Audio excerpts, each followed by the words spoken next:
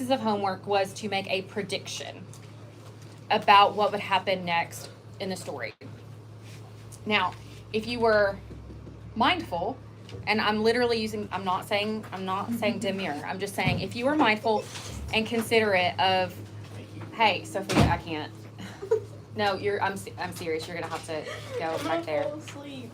Okay. Well, you're not even in this class, so fall asleep if you want. I can. Yes. Correct. You're not in this class. You may fall asleep. So if you are using what we call inference to make claims or to figure out what's going on in a story, then you could have made some good predictions. Now, what I want to do is I'm going to read, before we continue on with Rappaccini's daughter, I want to read this little story for you, and I want you to think about who is writing this, like who is telling this story, and why you think that, okay? You ready for this? Are you excited? No. Yeah. Okay. Ready. We have been waiting for many years. We wish to communicate with these creatures of Earth, whom we watch with fascination, yet we must postpone our approach until they are ready. For over 1,000 years, they have advanced and they have learned to farm, and science is emerging. Finally, we are starting to see the first signs of the development we have been seeking. Okay, who is writing that? Aliens. Why? A first person view. Okay, but why, what made you think it is first person? What did they say? I'm going to read just this first part again. We've been waiting for many years. We wish to communicate with these creatures of Earth whom we watch with fascination. Yet we must postpone our approach until they are ready. What about that tells you that it's an alien? That's what it said. I've been watching you can count it and expand itself. Okay, so Grayson is using inference to see that this sentence says, we wish to communicate with Earthlings. So we're using inference because if you were an Earthling, you wouldn't say, I want to communicate with Earthlings. Just like if I can't even think of an example for that. So we're just going to roll with that. Okay, so that's called making inferences. I want you to go ahead and get out that piece of paper that was the predicted worksheet. And remember, if you are absent, the word, hey, I'll turn mine in. Grayson, What? grab it. If you're absent, work is over there in the makeup work folders. I ain't gonna be here next week. Great. So the the predicted sheet, I want somebody to tell me, throw out there a couple of words that tell me what you think is going to happen. Next in the story. Yeah. Death. Who? The doctor. Okay. I never heard of this. Did anybody else put death? Anybody think that people are going to die? Just Grayson? Okay, cool. Grayson's probably right. Okay. What's something else? Heartbreak.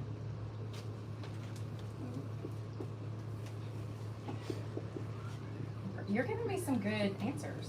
Yes, Yeah, see, as a writer, this should be really easy. What are some other things?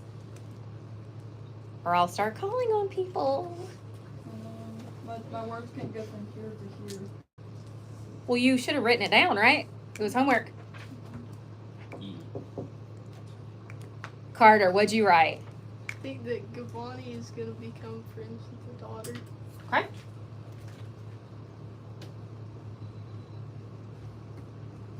Friendship with Beatrice. Give me one more. Okay. Thank you, Grayson. Grayson gave me 3 out of the 4. Yes, Grayson. Anybody else have one that you think would be great to? I'm trying not to sneeze. That's why I'm like. Giovanni will try to That's tend not to the very plants. Okay. Hold on. I'm trying to not sneeze. Poison. Beet rice is made out of poison. Flower will die. Now everybody's like. I've been Grayson. Flower done. Flower Poison. I'm gonna put flowers die. I like that. Yeah, I do. Okay. Big brain here. Poison. Have a good Big Bang.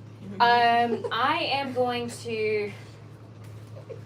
I'm gonna say 1, 2, 3, 4,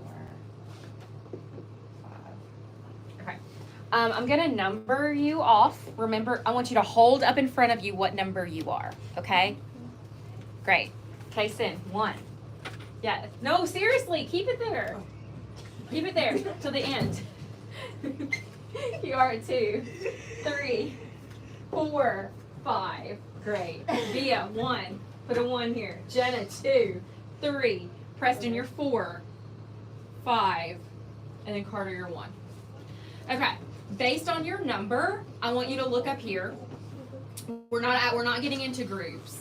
Just based on your number, I want you to find evidence in the first part of the story that would lead you to think that this prediction would happen. So for example, Kason is 1, so he's going to try to find a few lines in the first half of the story, don't move on to the second half, that might foreshadow or make him think that Dr. Rappaccini would die. Okay? And Kiara's going to do the same thing for flowers dying. There might not be anything that you think, it's not going to come out and specifically say it. I just want you to take a pencil, underline it, maybe put your number by it, so that we can see together what piece of evidence you would use to infer and to make predictions that something like this would happen. So does everyone understand what you're doing? If not, yes, ma'am. Since I was absent, can I? Oh, yeah, I forgot. So if you want to just go ahead and start reading the first half, part 1, we're going to pick up with part 2 later today. So Carter, I'm going to change yours to part 2, since Kiara can't do that yet because she hasn't read it yet.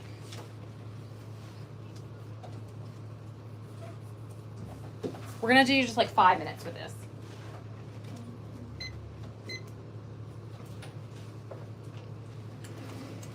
And I got to get something off the copier. I'll be back. Okay, Kason?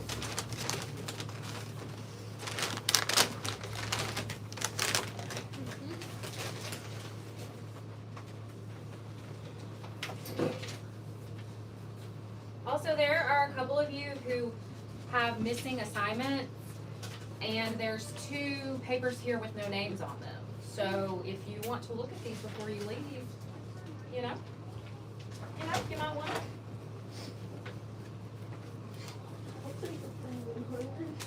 That's what I'm saying. I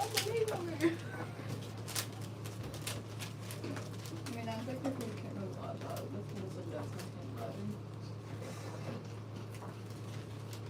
I wish I could. I think it's pretty much.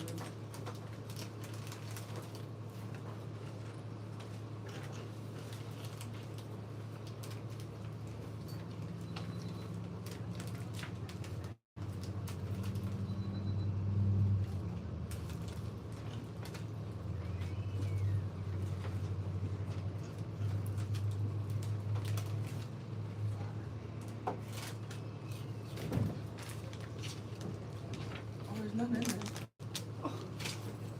You're giving me tackies.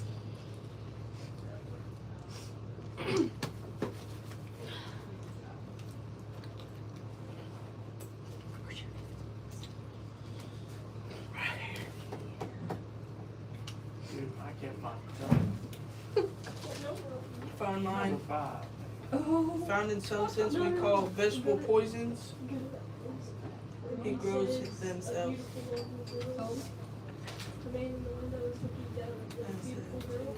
That's what we Well, that would reflect in their. Got it. sure would. Spells the letter E. Think of that. Get there. I was gonna say something about what she done. I was also enemies to lovers. Hey, Grayson, get it, buddy. Yeah, Jason, get it. Get it, Jason.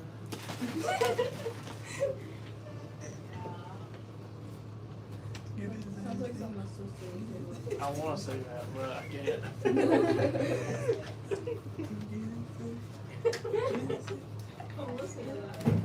But you know that she's super fat.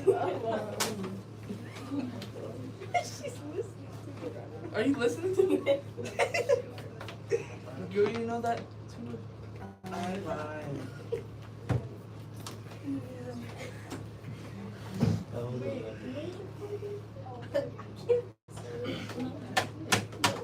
Wow, okay. I thought we were friends. Girl, you know that.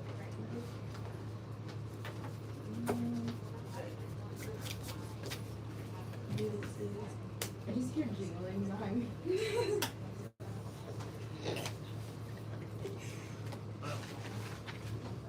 Just so y'all know, some dude does die at the end. Oh. Is it important? Is it Dr. Foreign character. J? I think so. Actually, I think his daughter dies. What? Oh. Everybody read at the end. Wait, we're reading it today in class. No. Wait, did y'all read the first part in class? Yeah. I read it all Good. the way through at home. Oh wait, Carter, you don't even know. You weren't even here. Yeah, but I read it. She gave it to me before because I was a smart kid and asked for it before. Did it go off yet? No, we got a minute. The flower's healthy. The flower is not healthy. Mental. It's healthy. It sounds healthy. It You're right, does, but Okay, we're gonna go ahead and call it. It's okay. So, Dr. Rappaccini dying. Who were ones? Via and Kason. Did you find anything that might lead you to think that he might die? His vegetables poison in it, and he might like touch Okay. it or something. I mean, living and dealing with flowers that are poisonous might lead somebody to foreshadow that you could die. Great work. Yes. Clap it up, snaps for the class. All right, Jenna and Carter. What you get? the daughter takes over and she may not take care of the plants as well as the daughter Yeah. does. Okay, I like that. Could not be good, but yeah, I could try Yeah. anything. I mean, I think maybe the flowers just being poisonous themselves could Right. be something that could foreshadow that like something not great could happen with them, maybe. Okay. 3, heartbreak. What'd you get for heartbreak? Nothing? Nada? Nothing. Nothing? Nothing. Okay, let's be creative. There's no established relationship here, but we could say that Giovanni seems awfully interested in asking questions about Rappaccini and his daughter. And so you could say, well, they're going to get in a relationship, but since there's poison involved, that it could lead to heartbreak. I don't know. And Okay. death. Well, let's come to the next. Friendship with Beatrice. Beatrice. Did you not read where he asking questions about her? Yeah, it does. Dr. Rappaccini. Well, when you're interested to know somebody, you ask questions, right? Yes? Great, okay. Marriage, Grayson. Well, again, he's asking questions. Also, it mentions that Beatrice is one of the most beautiful people in the land, that all the boys want to get to know her, and we are now produced with this single man who lives near her. That is enough of an inference. Yes, ma'am. What are the age differences? Or are they the same age or something? Thank you. Why I don't would know. you think that? Why would Because you she is a social justice warrior. She wants to make sure that nothing nefarious is going on, right? I didn't know. You just want to make sure everything's above No, I board. just want to know if it's weird or not. Like, if It's not weird. accept them or not. No, I don't think it's weird if they get in this marriage situation type of deal. Okay, so I want you all to pass your Sounds weird. No, he is He's in college. yeah, he's in college. He's a professor. Did you read it? No, he Yeah, she could be 13 though. Okay, so we're gonna Oh, pass what the heck? we're gonna pass both our predicted worksheets and the summary worksheets to Grayson. Until Thursday. All the way to Grayson. Rappaccini. Keep your stories. We're gonna go over part deux. Wait. In French, it's deux. So what do we do? Un, deux, trois. Un, deux, trois. Un, deux, trois. So what do we turn in? Un, deux, trois. Predict it and the summary. Summary, Just okay. okay, summary. What about the story? Keep the story. We're about to Get read it, part 2. Grayson. Get it, Grayson. Hold on, I'll give you this. Oh, actually. I got everyone except the woman in the back. She is not in this class. Dr. Rappuccini. Wait, do I turn this in? I do Is something it late? It's not late because you weren't here to turn it in. Right. Dr. Rappuccini. You're like still doing reading. Carter. Okay, Now what do I turn in? It's not that I'll take that. Okay, so everybody has their Rappuccini story Yeah. out, and we're going to read part 2 together. I'm not going to stop as frequently to tell you what to underline or things like that. I will a little bit, but we're just going to try to get the reading out of the way, and I have to find my copy. Pause, please. Oh, maybe they Let's see, week 3, Thursday. Pause. Pause. Pause. Dr. Rappuccini. I'm glad you're having fun with this case. A rapper cheese. Okay, part 2, follow along with me. I will tell you a couple things to underline or things like that. Okay. The garden below was empty. The strange plants were basking in the sunshine, occasionally nodding gently to each other as if acknowledging their kinship. By the way, flowers nodding, Ooh, the We- garden. we call that personification, right? When you give non-human traits, give human traits to non-human items, okay? So can flowers actually nod? No, humans can nod. So saying that the flowers are nodding, that's called personification. All right, in the center, what? What if I give the flower a neck? Okay, in the center, Alright, by the buddy. broken fountain, grew the magnificent shrub, with its purple gem-like blossoms clustering all over it. They glowed in the air and gleamed back out of the depths of the pool, which seemed to overflow with colored radiance from their rich reflection.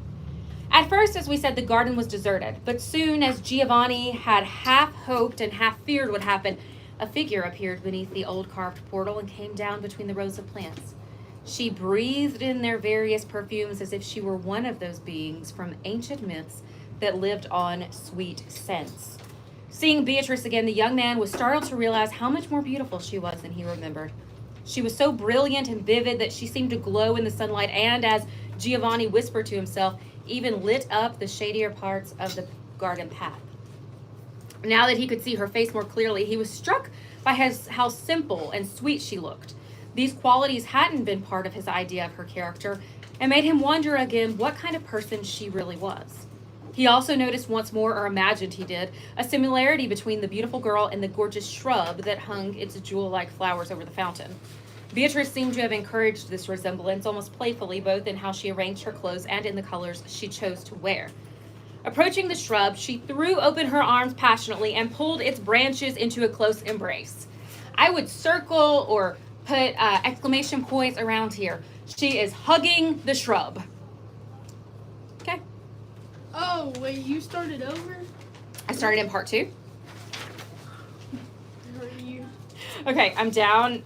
If part 2's right here, I'm 1, 2, 3, 4, 5 paragraphs down where it says, approaching the shrub, she threw open her arms. No. What? I don't know how you got an old copy. Yeah, because you gave it to me before. Yep. Okay. Okay, let me see. I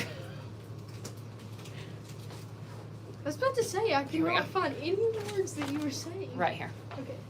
Yes.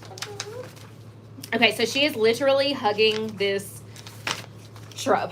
All right? What is a sh- A shrub is like a bush. Small tree. Small. Thank you. Grayson, you're on fire today. Yes, Dr. Rappuccini, ACDC. Frappuccino. Okay, we're going to the next paragraph. Give me your breath, my sister, Beatrice exclaimed. I feel faint from breathing ordinary air. And give me this flower of yours, which I gently separate from the stem and place close to my heart. All right. I would write somewhere around there like needs the plant to breathe. Because that seems to be what Beatrice is saying, is that she needs this plant in order to exist. Her regular air is not airing. She needs the plant. Okay? With these words, Rappaccini's beautiful daughter plucked one of the richest blossoms from the shrub and was about to fasten it to her dress. But now, unless the wine Giovanni had drunk was confusing his senses, a strange thing happened. Are you ready for this? Not really. Okay. A small orange lizard happened to be crawling along the path, right at Beatrice's feet. It seemed to Giovanni, although from that distance he could hardly have seen anything so small, that a drop or two of moisture from the broken stem, the flower, fell onto the lizard's head. Okay? So remember, she broke part of the flower, and some of the moisture from the plant has fallen onto the lizard's head, and what do you think is going to happen? Ah, man. It's gonna grow. Listen, next page. At that moment, the reptile twisted violently Oh. and then lay motionless in the sunshine. Beatrice noticed this remarkable event and crossed herself sadly, but without surprise. She didn't hesitate to arrange the deadly flower on her dress. She got it. There it blushed and almost glimmered like a precious stone, adding to her appearance the one perfect charm that nothing else in the world could have provided. But Giovanni, from the shadow of his window, leaned forward and then shrank back, murmuring and trembling. Am I awake? Are my senses working? He said to himself. What is this being? Beautiful, should I call her, or unspeakably terrible? Ooh. Beatrice now wandered carelessly through the garden, coming closer to Giovanni's window. He had to stick his head out of his hiding place to satisfy the intense and painful curiosity she aroused in him. At this moment, a beautiful insect flew over the garden wall. Perhaps it had wandered through the city and found no flowers or greenery among those ancient human dwellings until the strong perfumes of Dr. Rappaccini's plants had lured it from afar. Without landing on the flowers, this winged beauty seemed to be attracted to Beatrice and lingered in the air, fluttering around her head. Now, it must have been that Giovanni's eyes were deceiving him. Be that as it may, he thought that while Beatrice was looking at the insect with childish delight, it suddenly became weak and fell at her feet. Ooh. Its bright wings shivered. It was dead, from no cause that he could see, unless it was the air of her breath. What the? So what's going on with this chick? What's happening? She's She one of a the poisonous deadly plant. flowers. She has bad breath. I mean, okay, I'm going with that. She All right. the poison Mentos. flower. She the Dr. Beanie. As Giovanni watched, he saw a man enter the garden. He wasn't an ordinary gardener, but a tall, thin, sickly-looking man dressed in black. He was older, with gray hair and beard, and his face showed great intelligence. This must be Dr. Rappaccini. The doctor examined each plant carefully, as if studying its very nature, but he seemed cautious. Listen to this. He never touched the plants directly and avoided breathing in their scents. He wore thick gloves and even put on a mask when he approached the purple-flowered shrub by the fountain. So his daughter is not having to take these precautions, right? Because she is poisonous. She the poison flower. Okay, I mean, yes, Carter. This is totally different from that story because they already mentioned that part in that story in part It's one. fine. You're So whatever it you're may comfortable be with. totally That's fine. different. Okay. Okay, all right. Suddenly, Rappaccini called out in a weak voice, Beatrice, here I am, Father. I want you to, no, never mind. Okay, we'll come back to that. What do you need? Answered a rich young voice from a nearby house. The voice made Giovanni think of deep purple colors and sweet perfumes.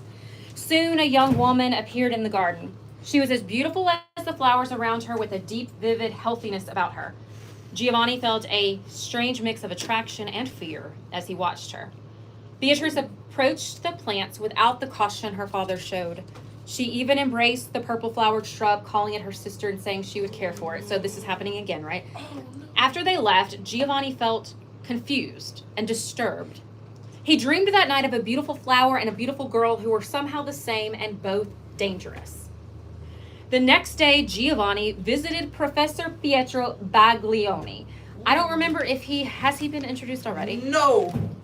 Yes, he has. Yes. Yes, he has. Siri. Okay. Siri's So under- we know from, Siri. thank you. We know from previous that Professor Baglioni has this rivalry going on with Dr. Rappaccini. Okay? Wait, what's his name? So he may not have the best of intentions, Mr. Baglioni, Professor Baglioni. A medical teacher at the university. When Giovanni mentioned Rappaccini, Baglioni's friendly manner changed. Rappaccini is a brilliant scientist, said Baglioni, but there are serious problems with how he practices medicine. He cares more about science than about people, which I think he's already said. I think we've already learned that. He would sacrifice anything, even human life, to increase his knowledge. I would underline that. He would sacrifice anything, even human life, to increase his knowledge. Baglioni warned Giovanni to be careful around Rappaccini and his daughter. He hinted that they might be involved with dangerous experiments with poisonous plants. No. But despite these warnings, Giovanni could not stay away from the garden. He began meeting Beatrice there regularly. Oh, a friendship is forming, right? Mm-hmm. Or something. They talked and grew close, but Beatrice always maintained a certain distance, never allowing Giovanni to touch her. Giovanni started to notice strange things. Flowers withered at his touch, and insects died when he breathed on them. So it seems like he's starting to have the same effect that Beatrice is having. Things are dying now around him. He realized, underline this, he realized he was becoming poisonous, like Beatrice and the plants in the garden. Wait, where's that at? Right here, Casey. Did you ever flip the page? Yeah.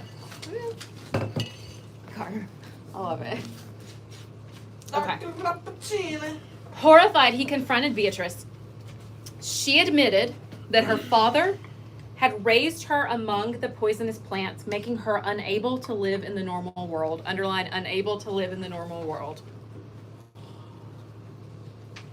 But she insisted that her love for Giovanni was pure and that she hadn't meant to harm him. Once again, Professor Baglioni confronted Giovanni with warnings. Don't give up hope, son of my friend, Professor Baglioni told Giovanni. It's not too late to save you. We might even be able to help this poor girl become normal again after what her father's madness has done to her.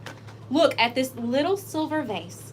It was made by the famous artist Benvenuto Cellini and would be a worthy gift for the most beautiful woman in Italy. But what's inside is priceless. You're going to want to underline this next part.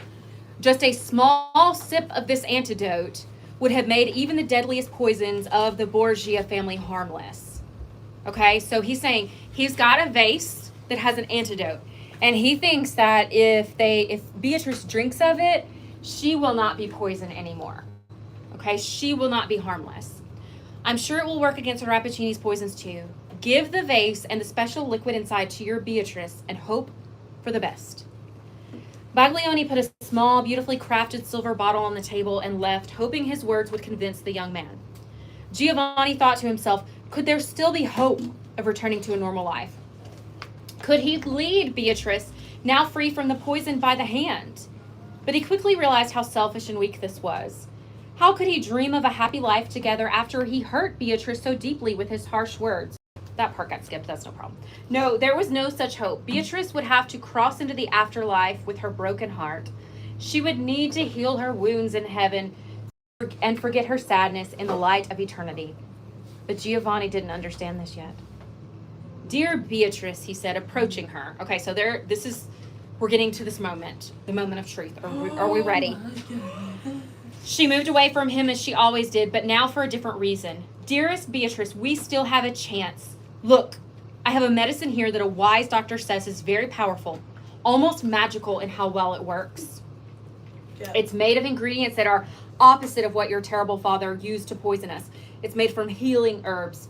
Shall we drink it together and be cured of this evil? Give it to me, Beatrice said, reaching out for the small silver bottle that Giovanni took from his shirt. She added with a strange emphasis, I will drink it, but you shall wait to see what happens. Okay, so she's saying, I'm going to drink it first, and we're going to see what happens before you have to drink it, okay? She put Baglioni's antidote to her lips. At that moment, Rappaccini, so her daddy comes in, right? Rappaccini came out of the garden entrance and walked slowly toward the marble fountain. As he got closer, the pale scientist seemed to look at the beautiful couple with a triumphant expression. He looked like an artist who had spent his life creating a painting or statue and was finally satisfied with his work. He stopped walking, his hunched body straightened with confidence. He spread his hands over them like a father blessing his children. But these were the same hands that had poisoned their lives. Giovanni trembled. Beatrice shuddered nervously and pressed her hand to her heart. My daughter said, okay, so we're kind of going back and forth between two things. So here we have this scene. Rappaccini doesn't really know what's going on. He just comes and he sees Giovanni and Beatrice together, and he is so excited. He is like, my daughter finally gets to live and gets to be married, even though she is poisoned. She has found a man who she's kind of turned into poison too, and they can live together happily in this garden that I've made. Okay? So he's happy. Well, he doesn't realize that Beatrice has just started to drink this antidote. Okay? My daughter, said Rappaccini, you are no longer alone in this world. Pick one of those precious flowers from your sister plant and ask your bridegroom to wear it next to his heart. It won't harm him now. My science and the connection between you two have changed his body so much that he now stands apart from ordinary men, just as you, my pride and triumph, stand apart from ordinary women. Go forth into the world, dearest to each other and feared by everyone else. Father, said Beatrice weakly, still holding her hand to her heart, why did you curse your child with this terrible fate? Terrible? Exclaimed Rappaccini. What do you mean, foolish girl? Do you think it's terrible to have amazing powers that no enemy could defend against? Terrible to be able to defeat the strongest with just a breath? Terrible to be as frightening as you are beautiful? Would you have preferred to be a weak woman, open to all dangers and able to do nothing against them? I would rather have been loved than feared, Beatrice murmured, sinking into the ground. But now it doesn't matter. I'm going, Father, to a place where the evil you tried to mix into my being will fade away like a dream. Like the scent of these poisonous flowers, which will no longer taint my breath among the flowers of heaven. Goodbye, Giovanni. Your words of hate weigh like lead in my heart, but they, too, will fall away as I rise. Oh, wasn't there always more poison in your nature than in mine? For Beatrice, whose body had been so changed by Rappaccini's skill, poison had become life, so powerful that the antidote became death. So that sentence means right there that in order for her to live, she needed that poison in her. And now that the antidote was trying to take away the poison, she could no longer live. All right? What? And so the poor victim of man's cleverness, of nature twisted, and of the bad luck that follows all efforts of misused knowledge died there. She died. She's dead. Died at the feet of her father and Giovanni. Just then, Professor Pietro Baglioni looked out from the window and called loudly in a voice mixing triumph and horror to the shocked scientist, Rappaccini, and this is the result of your experiment. Rappaccini. All right, keep this. Do not. I didn't like Grayson called it. Let's look and see. Okay, death. Grayson called it. Dr. Rappaccini did not die, No. but we did have death. Flowers died. Well, Yeah. I don't like books or people. They that will? read. Wait. no, they didn't die, but she died. Heartbreak. Heartbreak, yes. Friendship, well, Yes. yeah, they kind of wanted to be together forever. So that was some good inference building. Appreciated that. Good job. Added baby ACDC. But it's like that. I'm gonna give a few things for your homework. We're not leaving yet. Don't get excited. Come on, man. Come on. Come on, Dr. Rappaccini. Looking. You're going to be doing comprehension questions on this story. Mr. Tom. Okay, that's one of your pieces of homework. So take one of these and pass it around. This is comprehension questions on Rappaccini's daughter. Mr. Howell. Take one, pass it around. Mrs. Howell. Rappaccini Howell. I don't like that. Are we missing some? Yeah, who sits there? Thomas. Thomas Parisi. Parisi. Thomas Parisi. No. He's not gonna be here Thursday either. So. Oh yeah, I knew that. Wow, what happened? You died? No. If he He did, like Dr. Rappaccini dog. Don't forget to pass it back to these girly if pops. He did, I probably wouldn't be here. I'd be at home grieving. That took a turn. Okay. Anyways.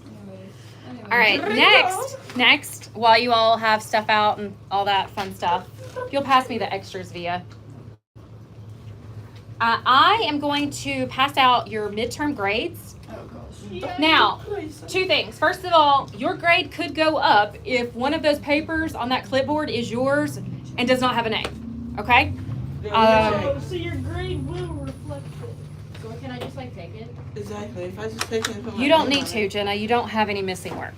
She probably has like 105 or something. She does not. I probably. Wait. So, is my grade good in this class? Hey, will you I'm pause? just telling you that so I can What is think it? about another test. Yeah, that's definitely mine. Yep. Kason, like you can even write that small. On. Honesty, though. Honesty is good. Is that yours, Via? Yes, it's mine. Which one is that? The classroom. Oh crap! Oh crap! I wrote that on the back. You don't even read it, boy. Hey, if I put my name on it, it's mine. Kason, She you said I can could. never. She said I could. You can Is never- it yours? No, Definitely. that is not yours. No, then you're not doing that. You're not going to lie about Please, it. why do I keep us losing sweetness? I said yours. No, you I'm just talking said to that. Okay. Hey, guys. Yes, ma'am. Let's sit down. You're not, if that's not yours, you're not going to claim it. Okay? That's dishonesty. Yeah, see? I'm being honest. Hold, can you hold, please? Thank you. All right, Via, that brought your grade up. Great. Okay. That's what mine. He got Wait, I already Is did it, mine. which one is that? the Wait, that- garden of You done did? reading comprehension. Oh, I already did that one. See, so why would you say it was yours? Okay. Cause I just All right, if you will sit down, please. You just wanted to. Okay, I have, if you do not receive one of these, you need, first of all, everybody, it's for a grade to get your parents signed. To get this signed by your parents. But if you don't receive one, that means you have an A and you don't have to do that. Okay? What about a B? Uh-oh. If you have a B, I'm gonna go ahead and give it out still, even though there's some with very high Bs. What about a Z? If you're getting Oh, I see now. extra. You didn't even put your name on the paper. I'm You're not getting even B's. getting B's in sleep. Yeah. What's sleep? Who's sleep? I don't know her. Sleep. Who's sleep? Okay, and Via, now you don't. What is this? The grade. I know how to You have to get it signed by your parents. Yeah, yours will go up. Okay, Okay. all right, I need one.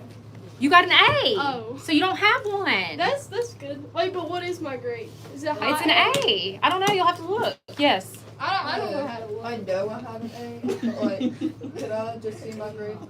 After class, if the Okay. people who with the A's need to see it, because Okay. okay, all right, we're gonna do one thing before we leave that is so exciting. Are you ready, Jason? Why would you even do that? Thing That's right. like what? That's a red flag. What's a red flag? Doing one more when it's like 5 minutes. It's 1:40. We technically still have 20 minutes. Bro, Oh. if that's a red flag with 20 minutes left, I wonder what Mr. Charlie is. Yeah, that's what 5 minutes until it's 10:30 to. this Okay, so morning. we're gonna talk about the usage He's like, all of right, we'll do one more. these two sets of words. It's. Oh, really? Your. No, I'm just gonna do this to start out. Okay. This is a conjunction. Yes. A contraction, not a conjunction. A contraction. A contraction is when you put two words together to form one word, right? I know y'all are looking at me like, oh, we know this, but y'all don't. Y'all mess this up all the time, so don't act like you don't. Don't bully us. All right. E. This can be turned into two words. What are the two words? for this? It's and it is. Great. Okay. All right. So if you see an apostrophe, that means that it's two words for in this particular case. This one is only one word. This is a possessive. So let's see. If you're not sure, Kason, if you're not sure, Kason can, in his mind, turn this into two words. And if it works, then you use the one with the apostrophe. If it doesn't work, use the one without the apostrophe. Let's go. Let's see if it works. All right.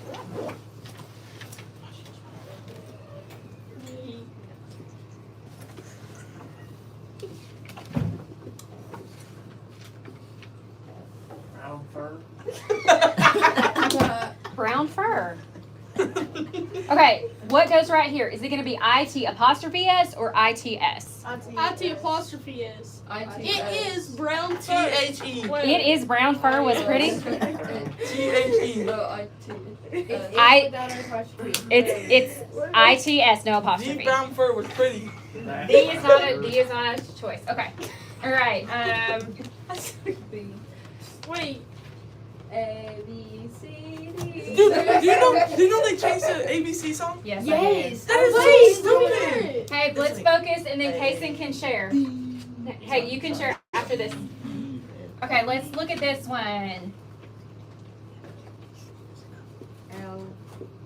Okay, which one?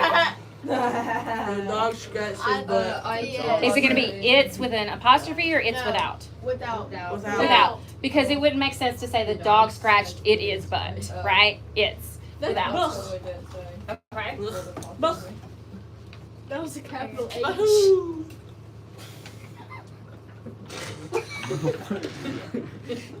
Special. Why did he take a bite of his paper? Okay, all right. Which one? Apostrophe S or no apostrophe? Apostrophe, because you'll say it is almost time to leave, correct? Yeah, so it's like that. Bye. Kason and Carter.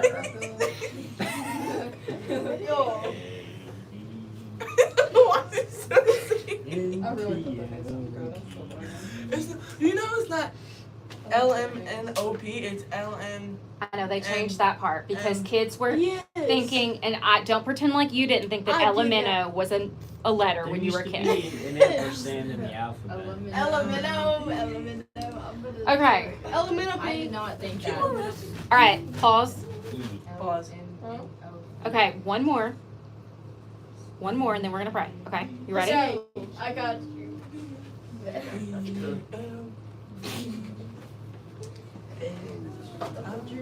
Just Bro, Casey, really? shut up. Really? Casey's hat was pretty dirty. Ugly. Oh, Oh, that's giving. Okay, which one goes here? IT with apostrophe S. Great. It is giving instead of basket. Hey, this is dude. Wait, does anybody, first of all, remember your homework is to do the comprehension questions, correct? Yep. And, yes. Oh, yes. And then to get, if you got a report card, to get it signed. Wait, you're actually disciplining us for having an A because we don't get a free 100. You get a free 100. Oh, if we have an A? Yes. Okay, You good. didn't have to get it I was about to signed. say I would rather have an Bless. 89. Bless his baby heart. Emily has a 39. She got paper. 30? Emily does 89. not have a 39. Okay. 89. All right, we are going to pray. This is how it's pretty. I don't even. Okay, prayer time. Prayer time. Heavenly Father, thank you for today. Thank you for each and every student in this classroom. God, I pray that as they go throughout today, that they will continue to be able to pay attention to the things that they need to learn. But most importantly, God, I pray that they will follow you in everything that they do, that they will be Christ-like in the way that they speak to others and the way that they speak to their teachers. God, help us to be people who shine your light in every single thing that we do, not putting aside a part of us that's Christian just in certain situations, but being Christ-like in everything and in everywhere. God, I pray that you'll be with those who may be going through difficult times in their lives, whether it's physically or mentally or emotionally or with family members. God, help us to all lean on you and to trust in you. Thank you for your son and for the sacrifice that he made by dying on the cross for us. And it's in Jesus' name that I pray. Amen. Amen. This is how we're going to pray. Oh my goodness.